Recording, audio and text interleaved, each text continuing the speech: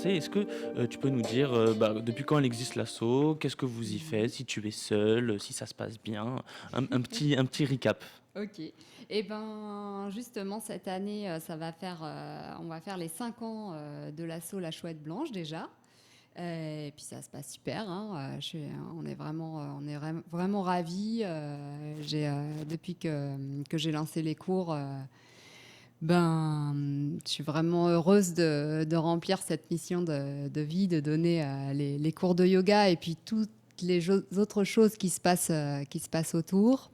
Et puis notamment dans cette région de Sommières, parce que je trouve qu'au niveau éveil des consciences, c'est un lieu quand même bien spécifique en ce moment en tout cas.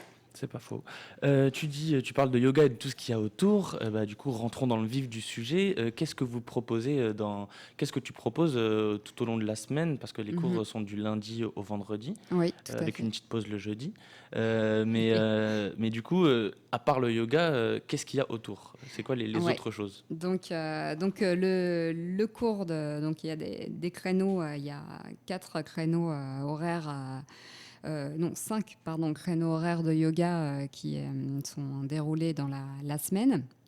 Et puis ensuite il y a aussi des cours douceur. Donc les cours douceur c'est pour un public qui aurait soit besoin de plus de douceur, hein, ça porte bien son nom, euh, ou des personnes qui auraient un souci mécanique au niveau de leur corps. Et donc voilà, c'est plus adapté à ces personnes-là. Ça dure 1 heure déjà et c'est plus soft au niveau des postures.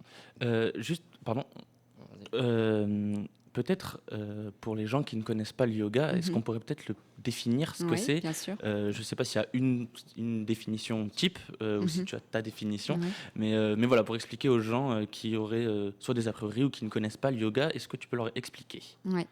Donc, yoga, déjà, ça vient du mot de la racine Yung, Y-U-J. Et ça veut dire atteler, unir. Donc, évidemment, il y a plus que cette définition, hein, parce qu'il y a eu quand même des écrits nombreux depuis ce mot, en fait, hein, cette pratique qui date quand même d'il y a 5 siècles.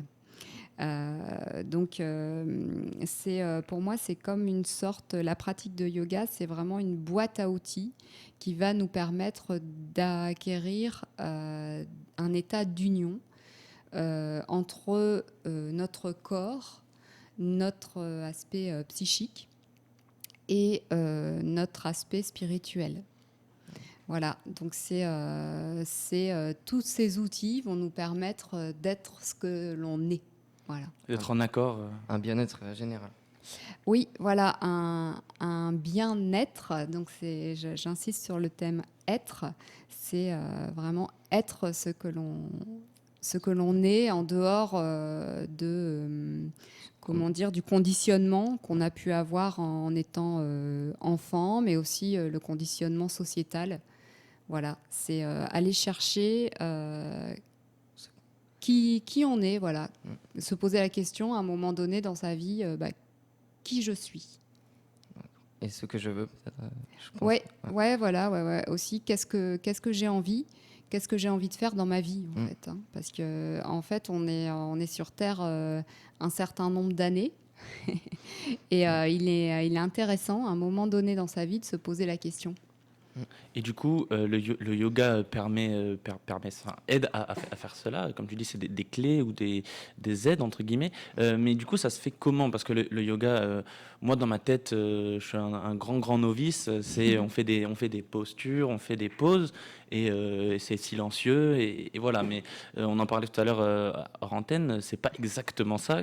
Qu'est-ce que tu fais pendant les cours, Ouais. tout simplement? Alors, c'est vrai que chaque enseignant a sa pratique, hein, et sa personnalité, donc enseigne selon sa personnalité. Moi, je reçois mes cours par intuition, en fait. Hein. J'écoute mon intuition du moment. Et bon, dans les cours, si on avait un petit peu la possibilité de décrire de manière un peu homogène sur toute l'année, bah, on fait des postures, des étirements qui nous aident à acquérir de la souplesse au fur et à mesure des cours. Hein. On n'a pas besoin d'être souple pour venir au cours de yoga. On médite, on a des ateliers, des moments ludiques aussi, des postures à deux, des enchaînements de postures qui sont parfois dynamiques, parfois lentes, du travail sur le souffle. Et puis après aussi, dans les cours que je propose, il y a une partie d'enseignement. Donc ça va de l'anatomie de notre corps, parce que parfois on a une méconnaissance de, par exemple, comment fonctionne notre intestin, notre estomac, le nom de nos os, etc. Ce qui est quand même intéressant de savoir comment on est constitué. Et puis aussi, j'enseigne, en tout cas, je m'y attelle à enseigner ce qu'est le yoga dans sa globalité. Ce qui n'est pas évident parce que c'est une pratique assez vaste. Mais par exemple, je reprends des textes anciens qui répertorient une sorte de mode d'emploi du yogi ou de la yogini. Ok, Mahadeva, Mahadeva, Mahadeva, Mahadeva.